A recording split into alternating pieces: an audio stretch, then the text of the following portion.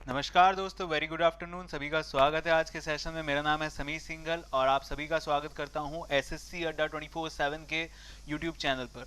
तो गाइज, आज के सेशन में हम बात करने वाले हैं इंडियन ज्योग्राफी, जो कि एक इम्पॉर्टेंट सेशन होगा for your exams related to the AFCAT and for the CDS exam. So एक बार जल्दी से सभी बच्चे जुड़ जाइए और एक बार हम बस ये चेक कर लें कि आवाज़ सबको क्लियर है, वरना थोड़ा सा मेरे को यहाँ पे चेंजेस करने पड़ेंगे। एक्चुअली कुछ इशू हो रहा है मेरे लैपटॉप में, तो देखते हैं आज कैसा रहता है। पहले 2 बार से तो दिक्कत आ रही थी थोड़ी सी, लेकिन कोई बात नहीं, इस चीज़ को चेक करेंगे और साथ साथ आज का सेशन जो होगा काफ़ी इंपॉर्टेंट रहेगा। सो सभी का स्वागत है भाई। आई होप सब बहुत अच्छे होंगे। Very good afternoon to all of you. चलिए, आवाज़ सबको क्लियर होगी आई थिंक। चलिए, आवाज़ सबको क्लियर है तो शुरुआत करते हैं सेशन की। सो गाइज, आज का जो सेशन होगा इसमें हम इंडियन ज्योग्राफी से संबंधित कुछ अन्य बातों पर भी चर्चा करेंगे। जो क्वेश्चंस होंगे क्वेश्चन से रिलेटेड, उसके बाद जो है हम ये भी देखेंगे कि उनसे संबंधित क्या क्या एक्स्ट्रा चीज़ें, एक्स्ट्रा इन्फॉर्मेशन हम उसमें से निकाल सकते हैं। तो सभी का स्वागत, सभी का अभिनंदन। और एक बार सेशन को शुरुआत करने से पहले सभी बच्चे क्या करेंगे, आप सबको पता है, सेशन को एक बार सभी बच्चे अपने एंड से शेयर कर दें। मैंने अपना एंड पूरा कर दिया, आप एक बार अपने एंड से सेशन को क्या करें, शेयर ज़रूर करें और सेशन को सभी बच्चे लाइक ज़रूर करना, ठीक है। चलो, शुरुआत करने से पहले guys, 82% off is going on all the study material, so this is the best time guys. This is the last 3 days अब बचे हैं। आज जो है 29 तारीख है, तो आज, कल और परसों, तो ये 2-3 दिन आपके पास बचे हैं। So whenever you are purchasing any study material, do use the code Y203 for the maximum discount. 82% off is going on, ठीक है। चलिए, सो शेयर कर दीजिए, लाइक कर दीजिए। और मैं 1:30 बजे जुड़ता हूँ आपके साथ मंडे से वेडनेसडे, और शाम में जुड़ता हूँ मैं 4 से 5 आप लोगों के साथ फॉर द एसएससी एग्जाम। सो आज का सेशन ज़रूर ज्वाइन कीजिएगा शाम 4 बजे। वहाँ पे मैं एसएससी से संबंधित इंडियन पॉलिटी का एक बहुत इंपॉर्टेंट सेशन लाने वाला हूँ, तो ज़रूर जुड़िएगा। चलिए, पहला क्वेश्चन आप लोगों के सामने है, which among the following is the largest fresh water lake in India. भाई, भारत में सबसे बड़ी ताजे पानी की झील कौन सी है? बहुत ही आसान सा प्रश्न है, जल्दी से बताइए। शुरुआत थोड़ी आसान से करेंगे। ऑप्शंस हैं Dal lake, Thol lake, Pushkar lake या फिर आपकी वूलर लेक। जल्दी से बताइए इसका आंसर क्या होगा। और सेशन को सभी बच्चे एक बार जो है यहाँ पे शेयर करते रहिएगा। चलिए, very good afternoon, very good afternoon भाई Prashant and all the other students. चलिए, सो सेशन को शेयर भी करते रहिएगा और क्वेश्चन का जवाब भी दीजिए। भाई, पूछ रहा है सबसे बड़ी ताजे पानी की झील कौन सी है। सिंपल सा प्रश्न है, ठीक है। आप सभी को इसका आंसर मेरे हिसाब से पता होगा। ये जो झील है आपकी, ये पड़ती है आपके बांदीपुर में। कहाँ पे पड़ती है ये? बांदीपुर में आपकी पड़ती है। और ये सबसे बड़ी ताजे पानी की झील बनती है आपकी कौन सी? वूलर झील। बिल्कुल सही बताया मितेश, जीके शर्मा, वर्षा ने, श्रृंखला ने, प्रशांत ने, शुभम ने। बिल्कुल सही रितेश। और इसका सही आंसर क्या होगा आपका? वूलर। इसके बाद डल लेक के बारे में बात करें तो ये पड़ती है आपकी गाय श्रीनगर में। ये कहाँ पर पाई जाती है? श्रीनगर में पाई जाती है डल लेक।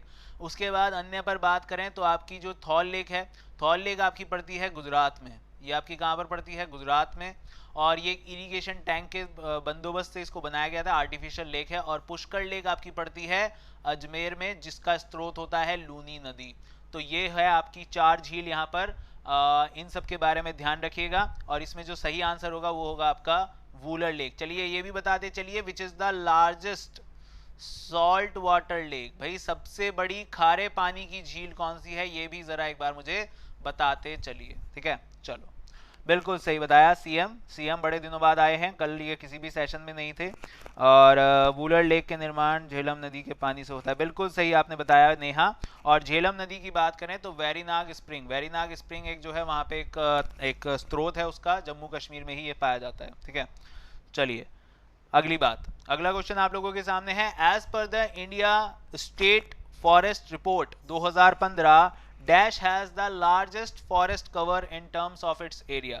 भाई, 2015 की जो भारत राज्य वन रिपोर्ट है उसके अनुसार डैश में अपना क्षेत्रफल के संदर्भ में सबसे बड़ा अधिक वन पाया जाता है, वन क्षेत्र पाया जाता है। तो कौन सा है, जल्दी बताइए बच्चे। खारे पानी की झील जो है वो मैंने भारत की पूछी थी, तो जीके शर्मा ने कहा है चिल्का होगी। बिल्कुल सही, चिल्का उड़ीसा में। और अगर खारे पानी वैसे देखा जाए तो कैस्पियन सागर, वो भी सही आंसर है। नेहा ने बिल्कुल सही बताया, अगर विश्व में देखा जाए।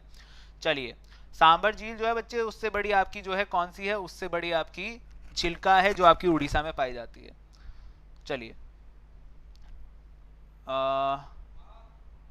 चलिए, बिल्कुल सही। अगला बताइए भाई, अगला क्या होगा? रितेश ने कहा है सी होगा, यानी कि मध्य प्रदेश बताया है। ओके, गौरव ने भी मध्य प्रदेश कहा है, हिमांशु ने कहा है आपका ए होगा यानी असम होगा। बच्चे इसका सही आंसर होगा आपका मध्य प्रदेश। याद रखना, Madhya Pradesh is the state in which there is the largest forest area is covered. तो याद रखिएगा इसका आंसर क्या होगा आपका मध्य प्रदेश होगा। मध्य प्रदेश के बाद बात करें तो अगले नंबर पर आता है आपका छत्तीसगढ़। ठीक है, मध्य प्रदेश के बाद आता है आपका छत्तीसगढ़, इसको ध्यान रखिएगा। चलिए अगला देखिए, after entering the Bangladesh the main branch of the Ganga is known as. भाई बांग्लादेश में प्रवेश करने के बाद गंगा की सबसे मुख्य जो शाखा है वो कौन सी होती है? ऑप्शंस हैं हुगली नदी, जमुना, मेघना या पद्मा। जल्दी से बताइए। नूतन, इसका आंसर मध्य प्रदेश होगा बच्चे, एमपी होगा। मध्य प्रदेश का फॉरेस्ट एरिया जो है वो सबसे ज्यादा है, अगर पर्टिकुलर देखा जाए कि कहाँ पे ज़्यादा है। अगर वैसे देखा जाए तो हमारे हिली एरियाज़ में ज़्यादा होता है जंगल, क्योंकि आपको पता होगा कि फॉरेस्ट सॉइल जो होती है, जो वन्य मृदा होती है, या फिर जिसको हम आपकी माउंटेन सॉइल कहते हैं, तो वो आपकी कहाँ पे होती है? वो वनों में होती है, और आपके वन ज़्यादा जो है इस एरिया में। लेकिन पर्टिकुलर एरिया वाइज देखा गया है तो वो मध्य प्रदेश होगा आपका। ओके, प्रशांत ने कहा है इसका आंसर होगा डी यानी कि पद्मा। रितेश ने कहा है मेघना होगा, नेहा ने कहा है पद्मा। चलिए देखते हैं गाइज, इसका आंसर आपका क्या होगा? इसका आंसर होगा आपका पद्मा। ध्यान रखिएगा, जो गंगा होती है, गंगा को बांग्लादेश में पद्मा के नाम से जाना जाता है। ठीक है, इसके बाद बात करें अगर ब्रह्मपुत्र की, तो ब्रह्मपुत्र को बांग्लादेश में हम जमुना के नाम से जानते हैं, ये भी ध्यान रखिएगा। और मेघना नदी जो है, वो मेघना नदी आपकी, जब हम बांग्लादेश की बात करते हैं तो मान लो ये आपका बांग्लादेश है। ठीक है, ये आपका यहाँ पे ये बांग्लादेश हो गया, और इस बांग्लादेश में आपकी जो यहाँ पे आती है गंगा, और ये आती है आपकी ब्रह्मपुत्र, फिर यहाँ से एक नदी निकल के बह जाती है, इसको कहते हैं हम मेघना। तो इसको ध्यान रखिएगा, मेघना अलग है। तो ये है आपकी पद्मा, ये है आपकी जमुना। ब्रह्मपुत्र को क्या कहते हैं? जमुना कहते हैं। इसका सही आंसर आपका क्या होगा? डी ऑप्शन यानी पद्मा। चलिए अगला देखिए, अगला क्वेश्चन क्या है भाई आपका? अगला है आपका vernal equinox occurs in the northern hemisphere. भाई वर्नल इक्विनॉक्स जो है वो नॉर्दर्न हेमिस्फीयर में कब आता है? वर्नल इक्विनॉक्स की बात कर रहा है, यानी कि उत्तरी गोलार्ध में वसंत विषुव कब होता है। ठीक है, मतलब कहने का ये है, इक्विनॉक्स का मतलब ये होता है गाइज, जब आपकी परपेंडिकुलर रेज, जो सूरज से परपेंडिकुलर रेज आती हैं, वो आपकी डायरेक्टली किस पर गिरे? डायरेक्टली आपके इक्वेटर पर जब वे गिरे तो उसको इक्विनॉक्स कहते हैं। ठीक है, अब ये जो इक्विनॉक्स वाली स्थिति होती है, ये साल में 2 बार आती है। ठीक है, हर साल ये 2 बार आती है। एक बार आती है ये मार्च में, और एक बार आती है ये सितंबर में। अब ये आपसे क्या पूछ रहा है? ये पूछ रहा है वर्नल इक्विनॉक्स। अब ये होती भी 2 प्रकार की है, एक होता है वर्नल इक्विनॉक्स और एक होता है आपका ऑटोमनल इक्विनॉक्स। तो देखिए सिंपल सी बात, भाई ऑटम सीजन कब आता है उत्तर भारत में? अगर उत्तर भारत की बात करें तो आपका ये आता है सितंबर के महीने में। 23 सितंबर को हम उत्तरी गोलार्ध में क्या बनाते हैं? ऑटम सीजन बनाते हैं।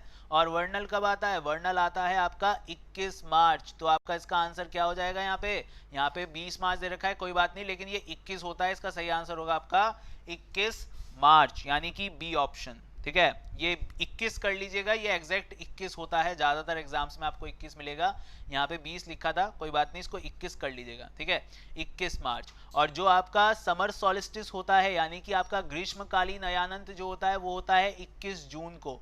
इसके अलावा विंटर सॉलिस्टिस यानी कि शीतकालीन अयानंत, ये होता है आपका 22 दिसंबर को, जिस दिन सबसे लंबी रात होती है, और 21 जून जिस दिन सबसे लंबा दिन होता है, और इस दिन हम इंटरनेशनल योगा दिवस भी बनाते हैं। बाकी आपका जो स्प्रिंग आता है वो मार्च में आता है, और उसके बाद जो आपकी ऑटम यानी पतझड़ का जो समय आता है वो आता है आपका सितंबर, 23 सितंबर से ये शुरू होता है। ठीक है, चलिए तो इसको ध्यान रखिएगा।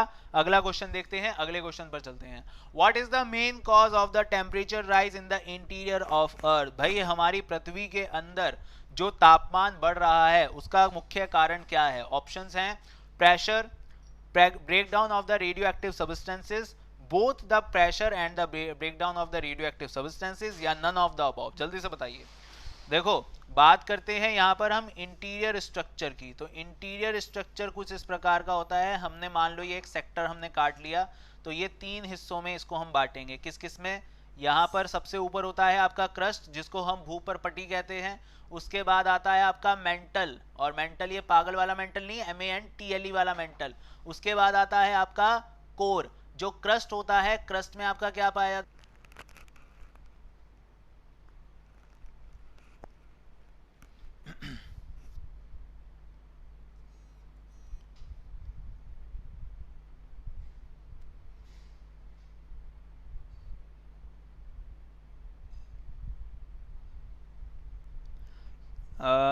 चलिए, आई थिंक अब क्लियर होगा।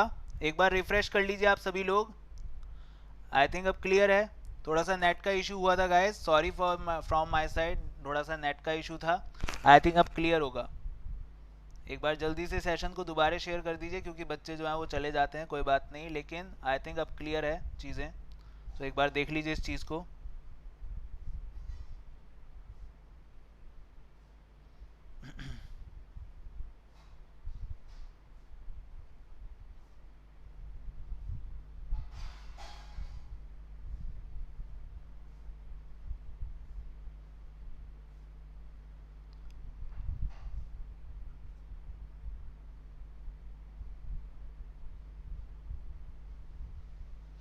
चलिए अब क्लियर है आई थिंक। एक बार जल्दी से सेशन को सभी बच्चे एक बार शेयर कर दीजिए। सभी बच्चे एक बार सेशन को जल्दी से शेयर कर दीजिए। आई एम सॉरी, थोड़ा सा इशू हुआ था। आई थिंक अब क्लियर होगा।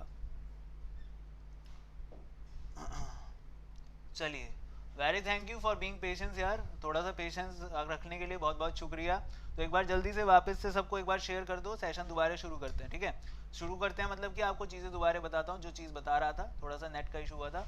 यहाँ पे मैं आपको बता रहा था किसके बारे में, मैं बता रहा था इंटीरियर स्ट्रक्चर ऑफ अर्थ। तो इंटीरियर स्ट्रक्चर में मैंने आपको बताया कि 3 परत होती है, क्रस्ट, मेंटल और कोर। क्रस्ट में आपका सियाल पाया जाता है, मेंटल में पाया जाता है सीमा, और कोर में पाया जाता है आपका नीफे पाया जाता है। इसकी जो इंटीरियर स्ट्रक्चर, जो अंदरूनी परत होती है धरती की, उसका तापमान आपका 6000 डिग्री सेल्सियस। अगर आपसे पूछा जाए धरती का औसतन तापमान कितना है, तो याद रखिएगा एवरेज टेम्परेचर ऑफ अर्थ है आपका 15 डिग्री सेल्सियस। ठीक है, इस चीज को भी ध्यान रख सकते हो। जो बाहरी परत, जो मतलब कि आउटर मोस्ट, जो हम जहां रह रहे हैं, ठीक है, तो एवरेज टेम्परेचर 15 डिग्री सेल्सियस है।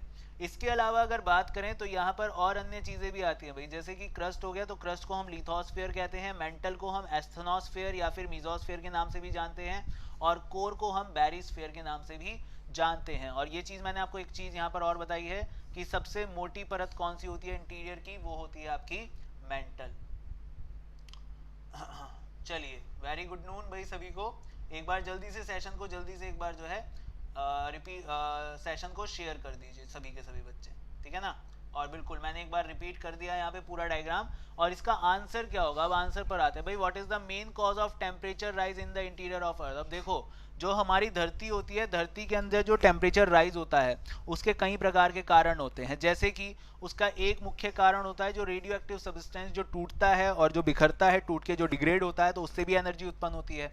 दूसरा होता है भाई प्रेशर। ठीक है, प्रेशर भी एक यहाँ पे कारण होता है, क्योंकि जितना आप अंदर की तरफ जाओगे प्रेशर क्या करेगा, इंक्रीज। लेकिन हमने एक चीज पढ़ी है, हमने क्या पढ़ा है कि जब टेम्परेचर इंक्रीज करता है तो प्रेशर क्या करता है, प्रेशर कम हो जाता है। ठीक है, और जब प्रेशर ज्यादा होता है तो यानी कि टेम्परेचर क्या होगा, कम। लेकिन धरती के अंदर जब आप जाते हो तो वहां पे चारों तरफ क्या है, सॉलिड चीज है। ठीक है, पूरा धरती घिरा हुआ है, तो वहां पे जितना अंदर तक आप जाओगे टेम्परेचर इंक्रीज करेगा। और इसके अलावा जो हमारी धरती के जो फॉर्मेशन हुआ था, तो उस समय जो टेम्परेचर बना था वो भी कहीं ना कहीं आज भी हमारे धरती के हीट बजट में रखा हुआ है। तो इसका सही आंसर आपका क्या होगा गाइस, सी ऑप्शन, यानी दाब और रेडियोधर्मी पदार्थों का टूटना, दोनों इसका कारण होते हैं। सी ऑप्शन इसका करेक्ट हो जाएगा।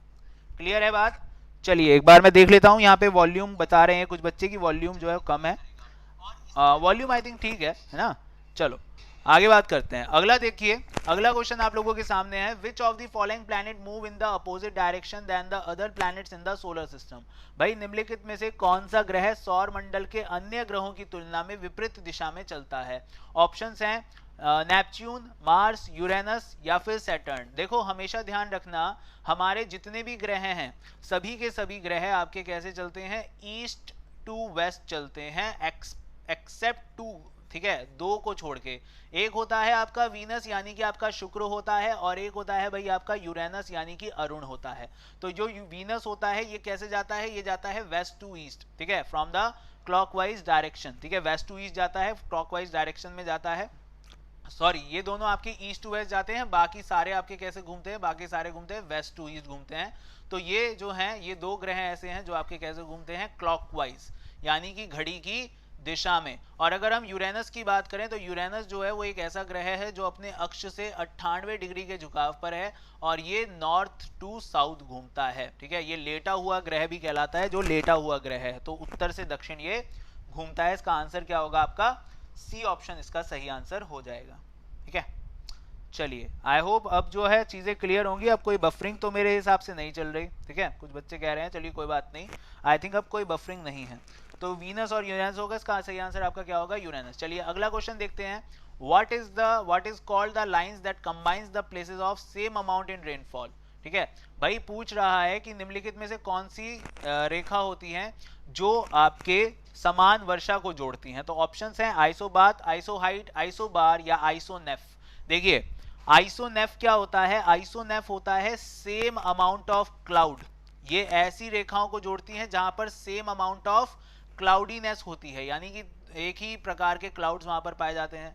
आइसोबार मैंने आपको कल भी बताया था, जहां पर सेम प्रेशर होता है यानी दबाव होता है, उसको आइसोबार कहेंगे। इसके बाद आइसोहाइट की बात करें तो आइसोहाइट में आपका क्या आ जाएगा भाई, आइसोहाइट में आपका आ जाएगा रेनफॉल, ठीक है। यहाँ पर आपकी क्या आ जाएगी, समान रेनफॉल, यानी यहाँ पर सेम वर्षा होती है, तो उसको क्या कहते हैं, आइसोहाइट। तो इसका सही आंसर क्या होगा, आइसोहाइट। आइसोबाथ क्या होता है, आइसोबाथ होता है the depth below the water surface, ठीक है। तो same depth below the water surface को हम क्या कहते हैं, आइसोबाथ कहते हैं, इसको ध्यान रखिएगा। इसका सही आंसर क्या होगा आपका, बी ऑप्शन यानी आइसोहाइट, समवर्षा। बिल्कुल सही बताया नेहा ने, और कमल दास ने कहा है बी होगा, बिल्कुल सही, आइसोहाइट होगा सीएम, बिल्कुल सही। मनीषा बिल्कुल सही। चलिए आरुषि ने ए कहा है आइसोबाथ। बच्चे आइसोबाथ क्या होता है कि जो आपका वाटर सरफेस है उसके नीचे सेम डेप्थ, ठीक है, सेम डेप्थ के लेवल को क्या कहते हैं, आइसोबाथ कहते हैं, ठीक है, ध्यान रखिएगा। चलिए अगला है the boundary of which of the following country does not seem to touch the Caspian sea. भाई निम्नलिखित में से किस देश की सीमा कैस्पियन सागर को स्पर्श नहीं करती है। ऑप्शंस हैं अजरबैजान, रूस, यूक्रेन या तुर्कमेनिस्तान, ठीक है। इस क्वेश्चन को समझने के लिए हमारे पास क्या होना चाहिए, मैप होना चाहिए, और मैप हमारे पास है। आई होप सब इस मैप को देख पा रहे होंगे अच्छे से क्लियरली। ये देखिए, ये है आपका अजरबैजान, ठीक है, ये अजरबैजान है यहाँ पर। इसके बाद ये नीचे देखिए, ये आपका ईरान आ गया, ईरान इसको टच करता है। फिर यहाँ पर आ गया आपका तुर्कमेनिस्तान, ये तुर्कमेनिस्तान आ गया। रशिया इसको टच करता है, भाई रशिया ऊपर से आता है, इधर की तरफ आके इसको टच करता है। और ये आ गया बीच में आपका यहाँ पे कजाकिस्तान, ठीक है। तो ये आपका कजाकिस्तान हो गया। और ये जो इधर की तरफ आप ये सागर देख रहे हो, ये है आपका ब्लैक सी, ये क्या है आपका ब्लैक सी है, ये आपका ब्लैक सी यहाँ पर दिख रहा है, ठीक है। चलिए तो आगे बात करते हैं। तो ये है आपका यहाँ पे पूरा का पूरा ये मैप, और इसमें से देखिए अब कौन सा होगा, तो इसमें से आपका यूक्रेन, भाई अजरबैजान भी छूता है, रशिया भी, और तुर्कमेनिस्तान भी, कौन सा नहीं छूता है, यूक्रेन नहीं छूता है। तो उसका सही आंसर क्या हो जाएगा गाइज, सही आंसर हो जाएगा आपका सी ऑप्शन यानी कि यूक्रेन, ठीक है। तो यूक्रेन इसका सही आंसर आपका हो जाएगा। चलिए अगला देखिए, अगला क्वेश्चन आप लोगों के सामने है। Himalaya has emerged from which of the following geosyncline. अब ये जियोसिंक्लाइन क्या होती है, जियोसिंक्लाइन की बात करें तो ध्यान से समझना, जियोसिंक्लाइन का मतलब होता है सेडिमेंट का डिपोजिशन, ठीक है।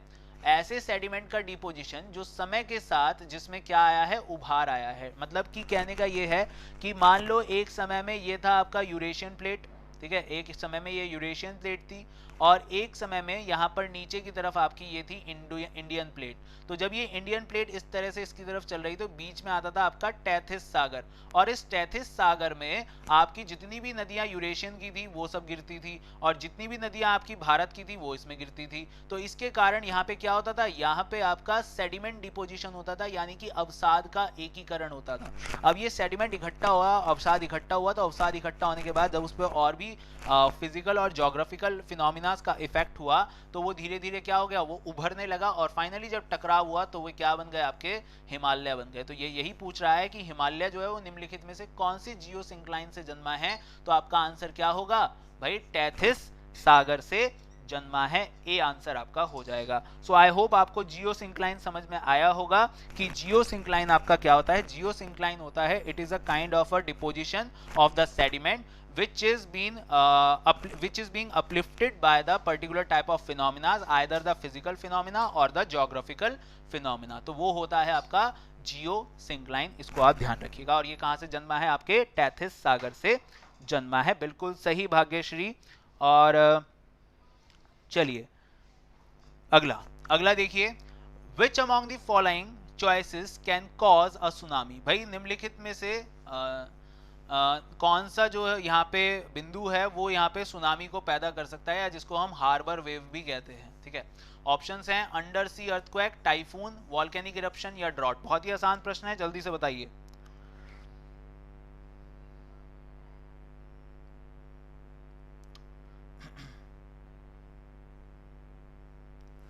चलिए जल्दी से बताइए। ओके, शंकर ने कहा है 10th का ए होगा, यानी अंडर सी अर्थक्वेक्स होंगे। ओके,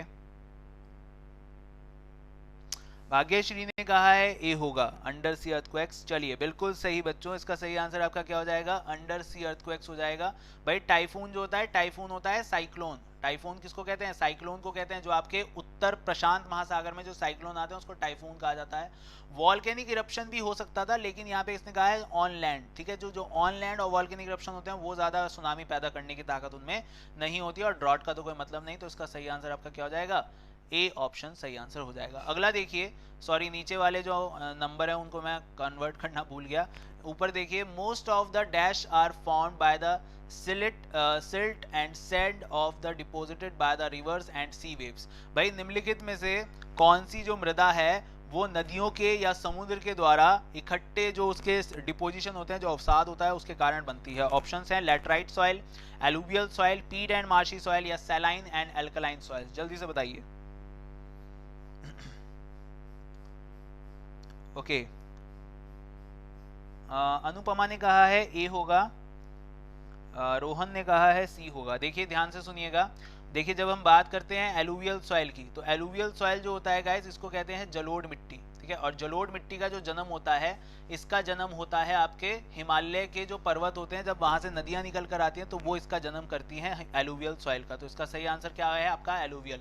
जो लैटराइट सॉइल होती है गाइस, ये कहां पर जन्म लेती है? ध्यान रखना, ये ऐसी जगहों पर पैदा होती है जहां पर ह्यूमिडिटी और उसके साथ साथ वर्षा ज्यादा हो। इसलिए आपके केरला में ये सबसे ज्यादा पाई जाती है। इसको ध्यान रखिएगा, लैटराइट सॉइल। इसको हम ईंट बनाने वाली मिट्टी कहते हैं। पीट एंड मार्शी सॉइल कहाँ पे होती है? पीट एंड मार्शी सॉइल वहां पे होती है जहां पर आपकी समुद्र तट हो और साथ साथ वर्षा, जैसे उड़ीसा या फिर आपके सुंदरबन डेल्टा, तो वहां पर आपकी पीट एंड मार्शी सॉइल होगी। और saline and alkaline soil Bharat के सभी तटों पर पाई जाती है। क्यों? क्योंकि भारत के सभी तटों पर आपके क्या होते हैं? आपके समुद्र लगते हैं और वो आकर उसमें नमकीन को मिला देते हैं। तो नमकीन, सैलाइन एंड एल्कलाइन सॉइल सभी तटों पर पाई जाती है। अगला है, how did the Lakshadweep islands of group originate. भाई लक्षद्वीप जो आइलैंड है, इसका स्मॉलेस्ट यूनियन टेरिटरी है। सबसे पहली बात, it is the smallest union territory. सबसे छोटी क्या है? ये सबसे छोटी केंद्र शासित प्रदेश है एरिया वाइज अगर बात करें। उसके बाद दूसरी बात, जो लक्षद्वीप है, लक्षद्वीप की जो राजधानी की बात करें तो लक्षद्वीप की राजधानी है कवाराती। ठीक है, इसकी राजधानी क्या है? कवाराती इसकी राजधानी है।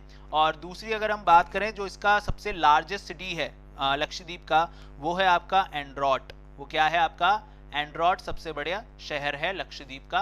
ठीक है, और इसका जो डिपोजिशन है या लक्षद्वीप आइलैंड है वो किस लिए फेमस है? ये इसलिए फेमस है क्योंकि इनकी उत्पत्ति किससे हुई है गाइस? कोरल रीफ से हुई है। इनकी उत्पत्ति कोरल रीफ से हुई है। वहीं अगर हम बात करें आपके अंडमान निकोबार की, तो अंडमान निकोबार किसका भाग होता है? वो हिमालय का भाग होता है। ठीक है, तो उसको ध्यान रखिएगा। तो इसका सही आंसर आपका क्या हो जाएगा? आपका सी ऑप्शन हो जाएगा, यानी कि कोरल ओरिजिन होगा। ठीक है, वीर सिंह पीडीएफ आपको लेक्चर के बाद नीचे कमेंट बॉक्स में मिल जाएगा, चिंता मत कीजिएगा। ठीक है, चलिए अगला है, how many states of India have the sea shore. तो इसको देखने के लिए सिंपल से आप यहाँ पे मैप देख सकते हो। ये आप लोगों के सामने मैप है भाई, ये देखिए यहाँ पर ये आपको पूरा मैप दिखाया गया है कि कौन कौन से तट हैं। तो गुजरात, उसके बाद महाराष्ट्र, गोवा, कर्नाटक, केरला, तमिलनाडु, आंध्र प्रदेश, उड़ीसा और वेस्ट बंगाल। इसमें आपको एक और चीज यहाँ पे दिख जाएगी, वो ये है कि इनके तटों के नाम क्या है। तो ये कच्छ का तट है, ये खातियावार का तट है। उसके बाद ये कोंकणा, ये जो पूरा तट है ये कोंकणा का तट कहलाता है, जहां से जहां तक ये दिखाया हुआ है। मेनली गोवा के तट को कोंकणा का तट ही कहते हैं। इसके बाद मालाबार, केरला के तटों को मालाबार कहते हैं। इधर कोरोमंडल कहते हैं। और ये आपका नॉर्दर्न सिरकर्स आ जाते हैं और उत्कल प्लेन्स। तो ये आ जाता है आपके तटों के नाम, इनको भी ध्यान रखिएगा। और इसका सही आंसर आपका क्या हो जाएगा गाइज? 9। ठीक है, टोटल कितने स्टेट्स हैं जिनके आपके सी शोर्स हैं, वो कितने हैं, 9 आपके सी शोर्स आते हैं, ठीक है। चलिए अगला देखिए, which separates the main land of India from the Rameswaram island. भाई रामेश्वरम आइलैंड को इंडिया से क्या विभाजित करता है? ऑप्शंस हैं Palk straight, Pamban channel, 10 degree channel या 9 डिग्री चैनल। अब इसको समझने के लिए ये देखिए, ये है आपके इंडिया का मैप, और इंडिया में ये देखिए ये जो हिस्सा है आपका, ये है आपका सॉरी, ये जो हिस्सा है आपका, ये वाला यहाँ पे एक आइलैंड पड़ता है गाइस, जिसका नाम होता है पाम्बन आइलैंड। ये कौन सा आइलैंड होता है? पाम्बन आइलैंड। और पाम्बन आइलैंड और इंडिया जो है, इन दोनों के बीच में पाम्बन चैनल पड़ता है, जिसमें भारत की सबसे पहली ओशियन ब्रिज बनाई गई थी, जो बनी थी 1900s में बनाई गई थी, ठीक है, अंग्रेजों द्वारा।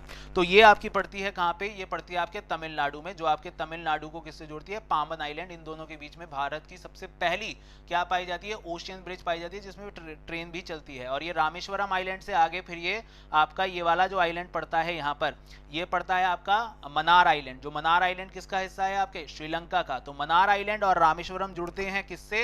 राम सेतु, या जिसको हम एडम्स ब्रिज कहते हैं, ठीक है। तो इसका फिलहाल इसका आंसर क्या हो जाएगा आपका? बी ऑप्शन, यानी कि पाम्बन चैनल। इसको ध्यान रखिएगा, इसका सही आंसर होगा आपका बी ऑप्शन, यानी पाम्बन चैनल।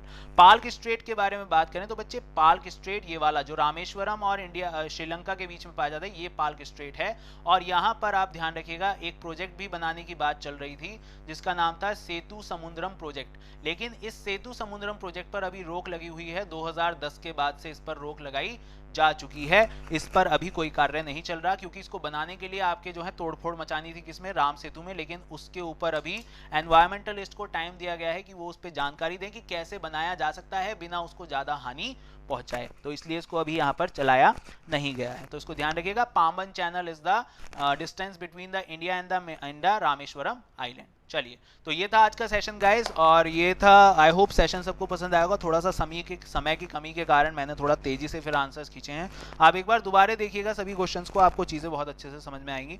और दूसरी चीज़ है कि सेशन को लाइक कीजिएगा जितने बच्चे मेरे साथ बने हुए हैं, शेयर कीजिएगा अपने दोस्तों के साथ, सब्सक्राइब कीजिए हमारे चैनल SSC अड्डा 24/7। और मैंने आपको बताया, मैं आपको मिलता हूँ 1:30 बजे और 4 बजे। और उसके अलावा आप मेरे इस बैच में जुड़ सकते हैं। ये बैच अभी जो है थोड़ा सा लेट हुआ है गाइस, 28 जुलाई से शुरू नहीं हो रहा है, ये 4 अगस्त से शुरू हो रहा है। इसमें आप ज्वाइन कर सकते हैं SSC complete foundation batch. 82% off is going on right now, and you can use the code Y203 for the maximum discount. इसमें मैं हिस्ट्री और ज्योग्राफी पढ़ाने वाला हूँ फॉर द SSC सिलेबस।